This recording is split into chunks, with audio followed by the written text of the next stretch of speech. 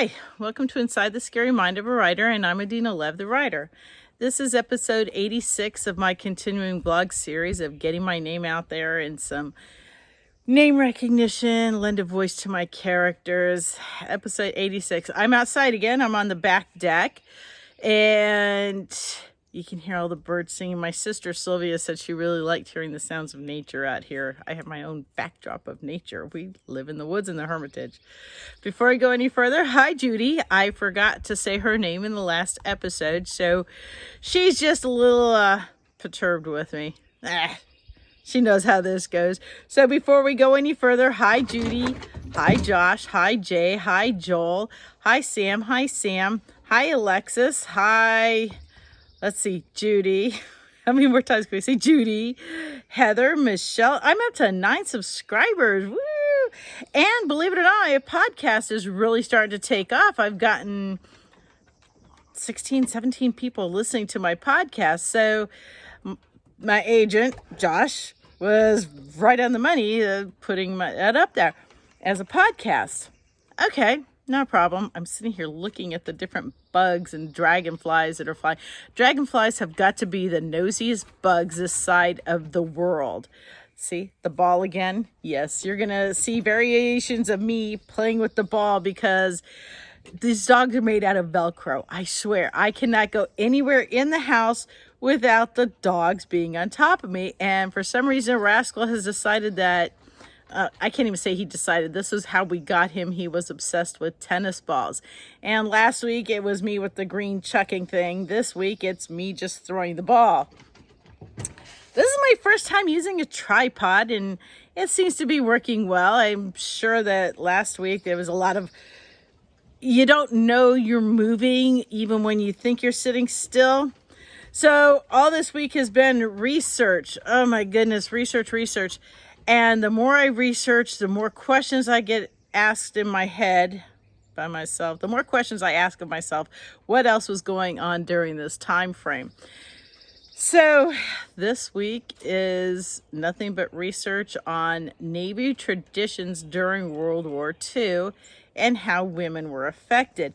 And it turns out that women in the military had more equal opportunity than they did any other time in the year during World War II. Women were allowed to, I think it was, if I counted right, 18 different specialties / rates women were allowed to be in. And they were allowed to take the same advancement tests and deployment opportunities other than being on a ship. Back then, being on a ship or being on a submarine, women couldn't do that.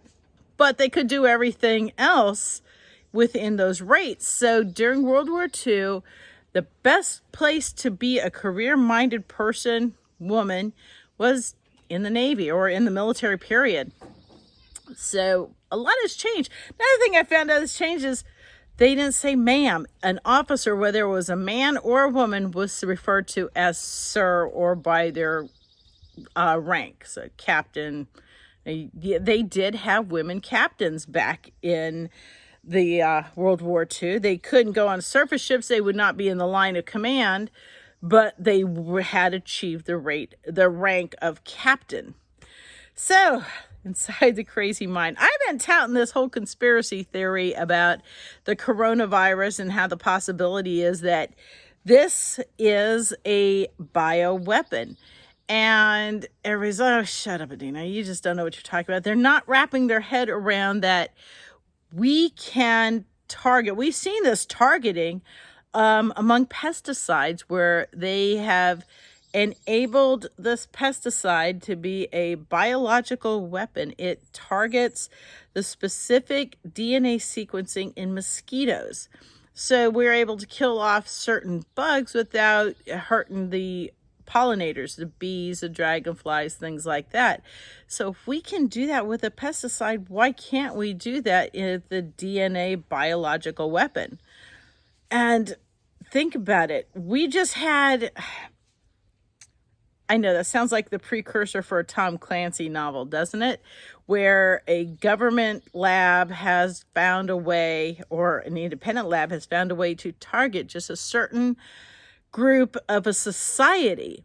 And we can now, as a shadow government, buy that weapon and use it against our own people who we don't want anymore, who are not functioning members of society, acceptable society. In the news this week, they were talking about how 70% of the COVID victims in Chicago are African American. And that even made national news, and that wasn't just in Chicago. It seemed like this COVID virus was actively attacking African Americans. And doesn't that just lead credence that maybe, just maybe, somebody's come up with a bioweapon that we can now buy and say, okay, we're going to take out a certain group of your population? Maybe, maybe not. Might be a very interesting story later on down the line. Kim Harrison. I love Kim Harrison. She is one of the top 5 favorite fiction authors I have. She's right up there in my book with JD Robb / Nora Roberts, who is now a follower of mine on Twitter. Woo! I've been acknowledged. I'm not sure if that's good or bad, or if that's just her publicity people, but JD Robb is following me. Anyhow, Kim Harrison, in her series, the Witch series, a pandemic happens through some GMO tomatoes, and the vast majority of humans are taken out, and the only people who save them are the witch community and the different communities, the shadow communities like werewolves and witches and vampires. And it's just a really intriguing series when you think about it. But then when you think about it as today's standards, it really can be scary that, yeah, that technology is out there to make this happen. So you can't see it right now. And I don't want to turn around because you see the deck that I have yet to finish cleaning. I just brought all my plants out of wintering, and it got down to 30 degrees last night. It was cold as everything. And this thing with the coronavirus, Norma's doing well. If anybody's worried, Norma is very well. She's in her senior facility, and everybody there is harboring in their rooms. They're having their meals brought to their room, and she's safe. And I talk to her every day. At least I am, back and forth. How about you guys doing Zoom? I am now a Zoom person. Whoever thought that? I've been doing FaceTime, Just Talk, and Skype for years.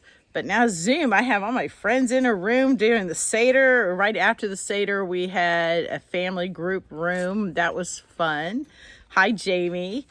But hi, Mallory. Let's see, Alexis. Who else am I forgetting? Ben.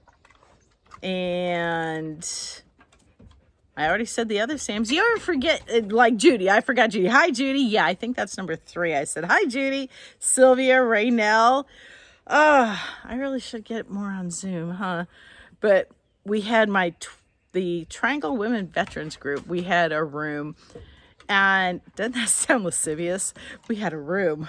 Anyway, it was right before they started the waiting room where you could prove who was coming in and out. And I thought it'd be funny as hell if somebody Zoom bombed us with pictures of penises or porn. I would laugh my ass off. Like I said last time, when you've gotten to a certain age, nothing surprises you anymore.